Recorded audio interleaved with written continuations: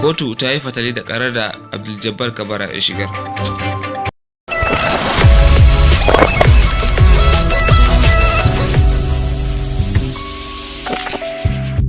Assalamu alaikum warahmatullahi ta'ala barakatuhu. Barkanka da zuwa wannan channel mai albarka mai suna akan lokaci. Idan har wannan ne farkon zuwan ka wannan channel to ka danna mana subscribe sannan ka danna wannan ƙararrawa. A yau ne 18 ga watan Fabrairu shekara ta 2021. Kotun da ke babban birnin jihar Kano ta yi fatali da karar da Abdul Jabbar ya shigar game da kulle masa makarantunsa da kuma wajen gudanar da wa'azuzzukansa da karatuttukansa.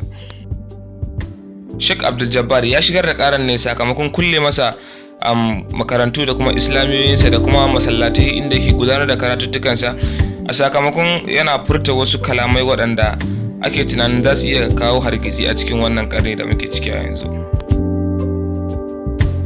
A yayin da ake tsaka da shari'a, shi lauyan wannan babban malami da ake cewa Abdul Jabbar Kabara shi da kansa ya nemi kotu da ta yi fatali da wannan karar saboda ba ta da wata fa'ida a cewarsa. Ko me yasa ya ce haka? Ku biyo mu a wani shiri na gaba saboda samun cikakkun labarai. Idan har wannan ne farkon zuwan ka wannan channel to ka yi kasan wannan bidiyo ka danna mana subscribe sai anan ka danna mana alaman kararrawa saboda da zarar mun ɗora bidiyo za a sanar da kai. Mun gode sosai. Ka kasance tare da mu.